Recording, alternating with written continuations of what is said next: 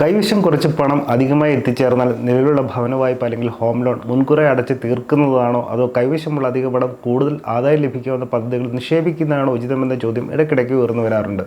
Personal finance മേഖലയിൽ കുഴക്കുന്ന ചോദ്യങ്ങളിലൊന്നുമാണിത്. എന്നാൽ ഓരോ സന്ദർഭത്തിനും അനുസരിച്ച് വ്യത്യസ്തമാർന്ന ഉത്തരമാകും ഇതിന് ലഭിക്കുക എന്നാണ് വാസ്തവം. കാരണം വായ്പ മുൻകൂറായി തിരിച്ചടയ്ക്കുന്നതിനും അല്ലെങ്കിൽ ഉയർന്ന ആദായം നൽകുന്ന പദ്ധതികൾ നിക്ഷേപിക്കുന്നതിനും അതിൻ്റേതായ സാഹചര്യങ്ങളും മറ്റ് പരിഗണനാ വിഷയങ്ങളും കൂടി കണക്കിലെടുക്കേണ്ടത് പ്രധാനമാണ്. ഈ ഒരു പശ്ചാത്തലത്തിൽ കൈവശമുള്ള അധിക പണം എവിടെ ഉപയോഗിക്കണമെന്ന് എങ്ങനെ തീരുമാനിക്കുമെന്നുള്ളതാണ് വിശാലർത്ഥത്തിലുള്ള ചോദ്യം. അതായത് എന്താണ് നിങ്ങൾ നേടാൻ ആഗ്രഹിക്കുന്നത്, എന്താണ് എന്നതിനെ ആസ്പദമാക്കിയിരിക്കും കടം തിരിച്ചടവിനാണോ നിക്ഷേപത്തിനാണോ പ്രാധാന്യം നൽകേണ്ടത് എന്ന് തീരുമാനിക്കാം. നമുക്ക് വിശദമായി നോക്കാം. പ്രാഥമികമായി പരിഗണിക്കേണ്ടത് കടം വീട്ടാനുള്ള കഴിവാണ് അഥവാ സോൾവൻസിയാണ്. നിങ്ങളുടെ ബാധ്യതയേക്കാൾ കൂടുതൽ ആസ്തികൾക്ക് മൂല്യമുണ്ടെങ്കിൽ കടം വീട്ടാനുള്ള കഴിവുണ്ടെന്ന് കണക്കാക്കാം. ഉദാഹരണത്തിന് നിങ്ങൾക്ക് 30 ലക്ഷം രൂപയുടെ ഭവന വായ്പ ഉണ്ടെന്നും നിങ്ങളുടെ പക്കൽ നീക്കിയിരിപ്പായി 50 ലക്ഷം രൂപയുണ്ടെന്നും കരുതുക. ഇതിനിടെ നിങ്ങൾക്ക് ജോലി നഷ്ടമാകുന്ന പോലുള്ള അടിയന്തര ഘട്ടങ്ങൾ നേരിടേണ്ടി വന്നാൽ ഒറ്റയടിക്ക് ലോൺ തീർക്കാവുന്നതേയുള്ളൂ. ഇത്തരം ശക്തമായ സാമ്പത്തിക പശ്ചാത്തലം നിങ്ങൾക്കുണ്ടെങ്കിൽ ലോൺ മുൻകൂറായി അടച്ച് തീർക്കുന്നതിനേക്കാൾ ഉചിതം ഉയർന്ന ആദായം ലഭിക്കാവുന്ന പദ്ധതികൾ നിക്ഷേപിക്കുന്നതാണ്. അതേസമയം നിങ്ങളുടെ ആകെ ബാധ്യത പക്കലുള്ള ആസ്തികളേക്കാൾ കൂടുതലാണെങ്കിൽ പോലും തിരിച്ചടവിൽ മുടക്കം വരുത്തുന്നില്ലെങ്കിൽ കടം വീട്ടാനുള്ള ശേഷിയുണ്ടെന്ന് കരുതാം. എന്നിരുന്നാലും കടബാധ്യത വളരെ കൂടുതലാണെങ്കിൽ വായ്പ തിരിച്ചടവിനാണ് പ്രാധാന്യം നൽകേണ്ടത്. ഉയർന്ന പലിശ നിരക്ക് ബാധകമാകുന്ന ക്രെഡിറ്റ് കാർഡ് കടങ്ങളും വലിയ വായ്പകളായ ഹോം ലോൺ തുടങ്ങിയവയൊക്കെ മുൻഗണനാ അടിസ്ഥാനത്തിൽ തിരിച്ചടയ്ക്കുന്നതാണ് നല്ലത്. സാധാരണക്കാരെ സംബന്ധിച്ച് നിക്ഷേപത്തിന് മുടക്കണോ കടം തിരിച്ചടയ്ക്കണോ എന്നത് വലിയ ചോദ്യചിഹ്നമാകാറില്ല. മിക്കവർക്കും കടബാധ്യത വേഗം തീർക്കണമെന്ന നിലപാടാണ് പൊതുവിലുള്ളത്. കൈവശമുള്ള പണം ഉപയോഗിച്ച് ലോൺ നേരത്തെ തിരിച്ചടയ്ക്കുന്നതിനും ഉയർന്ന ആദായത്തിന് നിക്ഷേപിക്കുന്നതിന് രണ്ട് വശങ്ങൾ പരിഗണിക്കാം. ഉദാഹരണത്തിന് 7% പലിശ നിരക്കിൽ 20 വർഷത്തേക്ക് 50 ലക്ഷം രൂപയുടെ ഭവന വായ്പ എടുത്തുവെന്ന് കരുതുക. ഇവിടെ ലോൺ തിരിച്ചടവിൻ്റെ ആരംഭകാലത്ത് തന്നെ കേവലം ഒരു EMI അഥവാ പ്രതിമാസ തവണ 38,765 രൂപ മുൻകൂട്ടായി തിരിച്ചടച്ചാൽ വായ്പയുടെ അളവിൽ 3 മാസത്തെ കുറവും പലിശ ഇനത്തിൽ 1,15,000 രൂപയിൽ ലാഭിക്കാനാകും.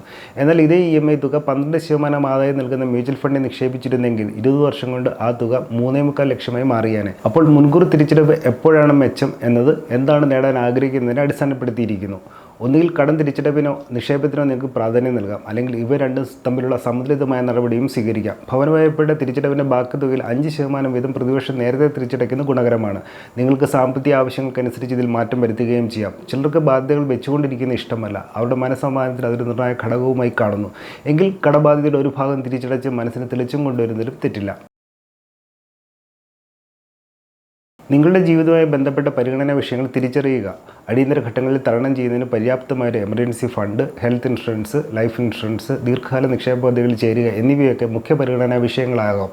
മേൽ സൂചിപ്പിച്ച കാര്യങ്ങളിലൊന്നും ഇതുവരെ നിങ്ങൾ ശ്രദ്ധ പതിപ്പിച്ചിട്ടില്ലെങ്കിൽ ആദ്യം ഇത്തരം പദ്ധതികൾക്കായി തുക നീക്കി വെക്കേണ്ടതുണ്ട്. നിങ്ങളുടെ സാമ്പത്തിക ആവശ്യങ്ങൾക്ക് ഉതകുന്ന നടപടികൾ എടുത്തു കഴിഞ്ഞാൽ ലോൺ തിരിച്ചടവിലേക്ക് ശ്രദ്ധ തിരിക്കാം. ഭാവിയിലെ ബാധ്യതകൾ ലഘൂകരിക്കുന്നതിനൊപ്പം കടം തിരിച്ചടയ്ക്കാനുള്ള ശേഷിയും വർദ്ധിപ്പിക്കാൻ നിക്ഷേപങ്ങൾക്ക് സാധിക്കുമെന്നതും ഓർക്കുക.